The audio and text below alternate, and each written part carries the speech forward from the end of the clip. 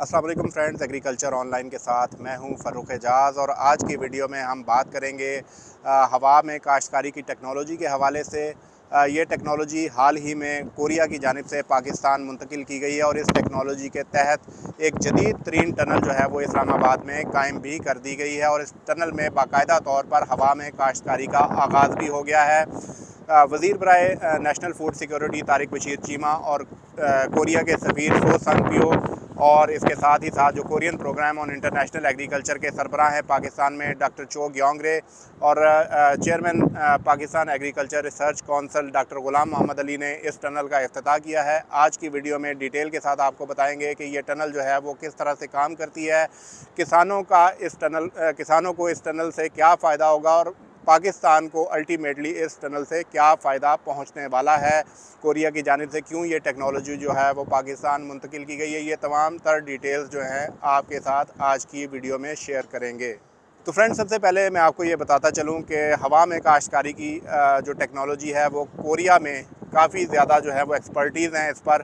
तो कोरिया ने ये गिफ्ट की है ये टेक्नोलॉजी पाकिस्तान को और national agriculture research centre Islamabad में इस टेक्नोलॉजी के तहत एक जदीद तरीन टनल जो है वो बहुत ही कलील अरसे में कायम कर दी गई है और इस टनल में बाकायदा तौर पर खेती बाड़ी का आगाज़ भी हो गया है। इस टनल की खासियत ये है कि इसमें मिट्टी की बजाय हवा में ही पौधों को खुराक फ्राहम करके काश्तकारी की जाती है।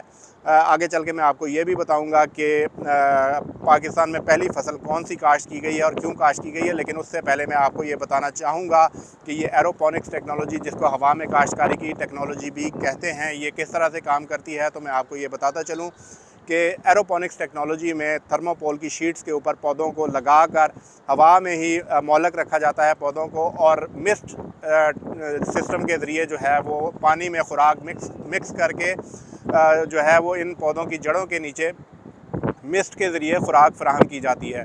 यानी कि पौधों की जड़ें जो हैं वो हवा में ही मुअल्लक होती हैं और मिस्ट सिस्टम के ज़रिए जड़ों से खुराक पौधा लेकर जो है वो अपनी ग्रोथ करता है और आगे चल के जो है वो कुछ अरसे में अपनी पैदावार देना शुरू कर देता है। तो पाकिस्तान में पहली टनल जो है वो कायम कर दी गई है, जिसमें जो है वो पहली मरतबा जो है वो आलू की फसल जो है वो काश्त कर ली गई है। और इस वक्त जो आप स्क्रीन पर भी वीडियोस देख रहे हैं ये उसी टनल की हैं।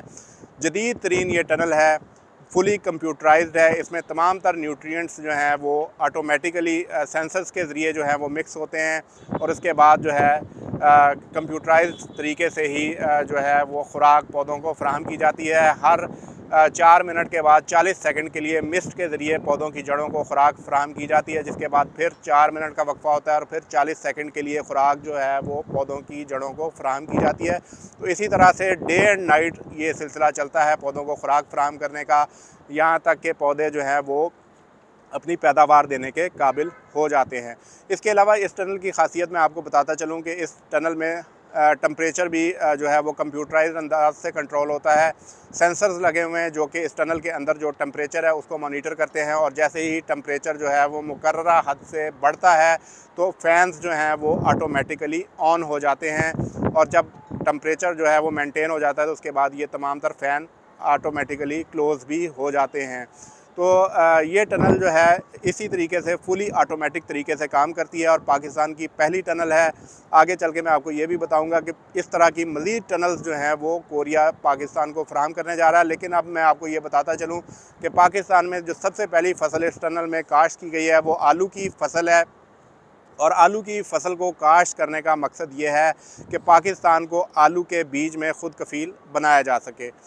इस हवाले से मैं आपको ये बताता चलूँ कि पाकिस्तान में आलू जो है वो 3 लाख हेक्टेयर से ज़ायद रकबे पर काश्त किया जाता है, लेकिन पाकिस्तान में या तो मुकामी सतह पर जो बीज रखा जाता है किसानों की जानिब से वही दोबारा से इस्तेमाल किया जाता है, या फिर जो इम्पोर्टेड सीड होता है जो कि हॉलैंड वगैरह से इंपोर्ट किया जाता है वो एज अ सीड इस्तेमाल किया जाता है, लेकिन वो भी कोई बहुत ज़्यादा अच्छी क्वालिटी का नहीं होता। साइंटिस्ट का ये कहना है कि बैरून मुल्क से आने वाला बीज भी तकरीबन 7वीं से 8वीं जनरेशन जो है वो फ्राहम की जाती है, जो कि इंतहाई कॉस्टली होता है और बिलियंस ऑफ डॉलर्स जो हैं वो पाकिस्तान के इस इम्पोर्टेड आलू के बीज पर ख़र्च होते हैं। तो पाकिस्तान को आलू के बीज में ख़ुद कफ़ील बनाने के लिए और वायरस से पाक बीज जो है वो किसानों को फ़राहम करने के लिए ये टेक्नोलॉजी कोरिया की जानिब से पाकिस्तान को फ़राहम की गई है। इस टेक्नोलॉजी के तहत इस टनल में जो आप इस वक्त देख रहे हैं, इसमें 4600 पौधे जो हैं वो इस वक्त काश्त किए गए हैं, जिनसे तकरीबन 2.5 लाख जो बीज हैं वो हासिल होंगे। जो फर्स्ट क्रॉप है इस टनल से हासिल होगी। 2.5 लाख बीज जो हैं उनको दोबारा स्क्रीन हाउसेस में मल्टीप्लाई किया जाएगा।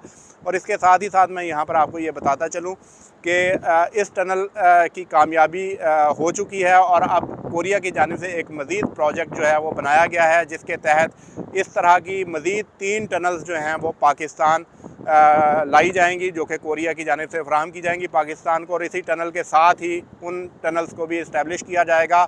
और साइंटिस्ट का ये कहना है कि आइंदा 5 सालों में पाकिस्तान आलू के बीज में खुद कफ़ील हो जाएगा और पाकिस्तान जो बिलियंस ऑफ डॉलर्स जो है वो आलू के बीज की इंपोर्ट के हवाले से ख़र्च करता है, वो पाकिस्तान का ज़र मुबादला बच सकेगा। अब मैं थोड़ा सा आपके साथ शेयर कर लेता हूं कि पाकिस्तान के किसान को इसका क्या फ़ायदा होगा। तो ये जो बीज यहाँ से तैयार किया जाएगा, उसको बीज को तैयार करने के बाद पहले जो है वो स्टोर में एक तो बनाए गए हैं स्क्रीन हाउसेस, वहाँ पर मल्टीप्लाई किया जाएगा और उसके बाद दोबारा से वापस इस्लामाबाद लाकर नेशनल एग्रीकल्चर रिसर्च सेंटर में जो स्क्रीन हाउसेस बनाए गए हैं वहाँ पर एक मरतबा फिर जो है वो मल्टीप्लाई किया जाएगा। और चौथी जनरेशन जब इस सीड की आएगी तो वो किसानों को सस्ते दामों जो है वो फराहम की जाएगी। और उसमें भी प्रायोरिटी ये रखी जा रही है कि जो छोटे किसान हैं, जो कि ज़्यादा महंगा बीज जो है वो अफोर्ड नहीं कर सकते, उन किसानों को ये बीज जो है वो सस्ते दामों फराहम किया जाएगा ताकि वो अपनी पैदावार को बढ़ा सकें। साइंसदानों का ये भी कहना है कि जो इंपोर्टेड सीड की 7वीं से 8वीं जनरेशन आती है वो बहुत ज़्यादा जो है वो पैदावार नहीं देती। जब 4थी से 5वीं जनरेशन किसानों को फराहम की जाएगी तो किसानों की फ़ी एकड़ पैदावार जो है आलू की, उसमें भी इजाफ़ा हो जाएगा। तो इस तरह से किसानों को भी इसमें काफ़ी ज़्यादा फ़ायदा होगा। और इसके साथ ही साथ मैं आपको ये बताता चलूँ कि इन फ्यूचर जो है Korean programme on international agriculture की जानिब से प्राइवेट सेक्टर को भी इस प्रोग्राम में इन्वॉल्व किया जाएगा।